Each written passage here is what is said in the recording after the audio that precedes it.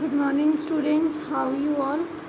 Class 8 में बेटा आज वीडियो नंबर 38 करेंगे। न्यू चैप्टर हम स्टार्ट कर रहे हैं, दहन और ज्वाला। इस चैप्टर में हम पढ़ेंगे कि ज्वाला यानी कि जो आग होती है और दहन जो होता है यानी जलना, उनमें क्या डिफरेंस होता है, किन किन पदार्थों का उपयोग होता है और किस किस की सहायता से ज्वाला जलती है। देखिए, हम सभी घर पर उद्योगों में वाहनों को चलाने के लिए कई प्रकार के ईंधनों का इस्तेमाल करते हैं। पिछले वीडियो में ही पढ़ा था हमने, पिछले चैप्टर में बहुत सारे ऐसे ईंधन होते हैं जो हम घर में यूज़ करते हैं और कुछ ऐसे ईंधन होते हैं जो सिर्फ हम व्यापार या उद्योगों में ही काम लेते हैं।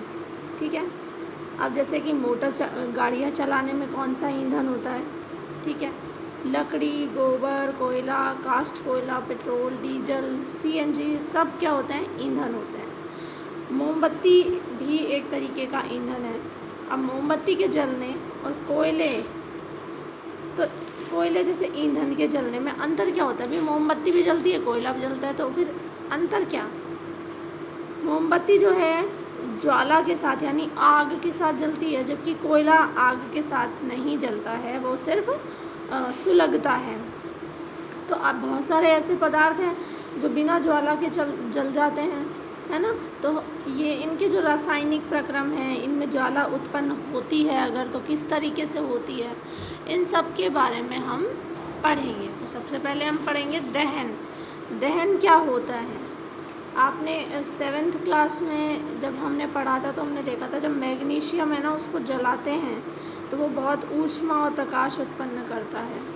इसीलिए इसी तरह से जब हम काष्ठ कोयला होता है ना, उसके जब हम टुकड़े लेते हैं और उसके टुकड़े को आप पकड़ के रखिए बहुत देर तक आग के सामने, ठीक है, तो क्या होगा?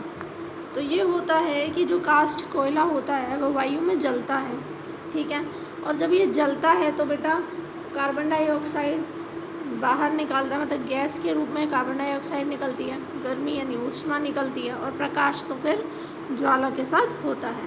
तो देखिए, दहन की परिभाषा आप क्या लिखेंगे? दहन की परिभाषा क्या होती है? ऐसे रासायनिक प्रक्रम जिसमें पदार्थ ऑक्सीजन से अभिक्रिया करता है और ऊष्मा देता है।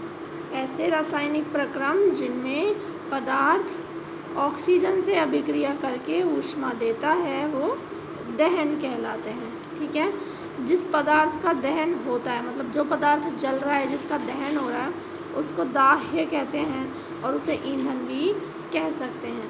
अब ये जो ईंधन है ये हो सकता है ठोस हो या द्रव हो या गैस हो, ठीक है, कोई भी हो सकता है।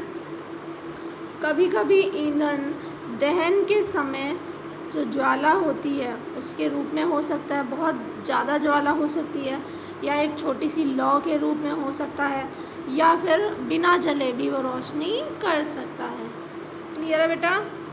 इसके बाद में हम देखें कि अभिक्रियाएं जो हुई हमारी मैग्नीशियम और कास्ट कोयला, ये जो दोनों हमने आपको बताए, इन्हें हम दाह्य पदार्थ ही कहेंगे। ठीक है, इसके बाद आप एक सारणी देख रहे हैं, यहाँ पर आपको कुछ चीज़ें दी हैं।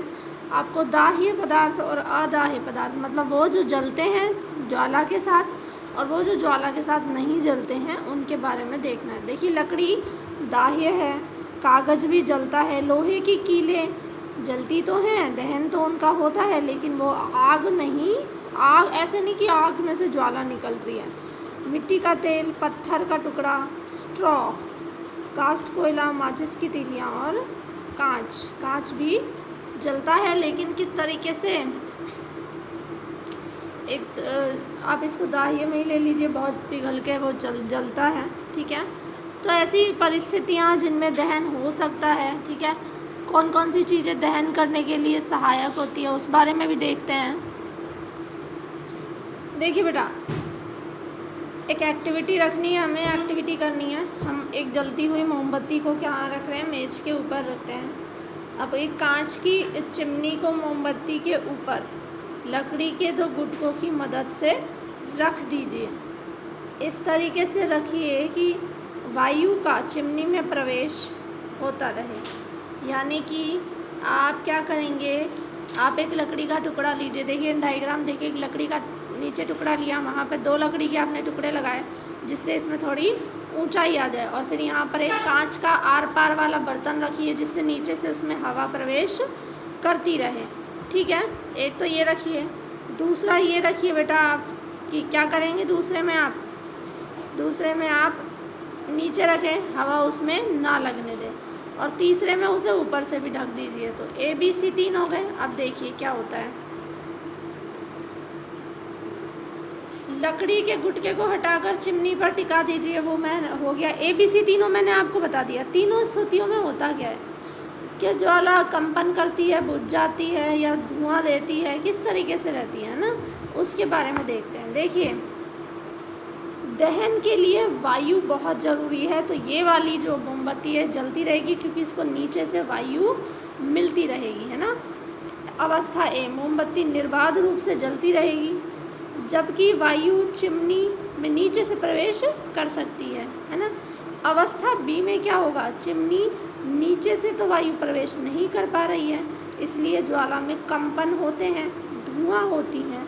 और अवस्था सी, जिसमें आपने ना नीचे से वायु दी ना ऊपर से, वहाँ ज्वाला बुझ जाएगी क्योंकि उसे वायु जो है वो उपलब्ध नहीं हो पाई है। ठीक है, यहाँ पर एक जो इम्पोर्टेंट चीज़ पता चली वो ये कि किसी भी चीज़ के दहन के लिए ऑक्सीजन का होना, वायु का होना बहुत ही ज़्यादा इम्पॉर्टेंट होता है।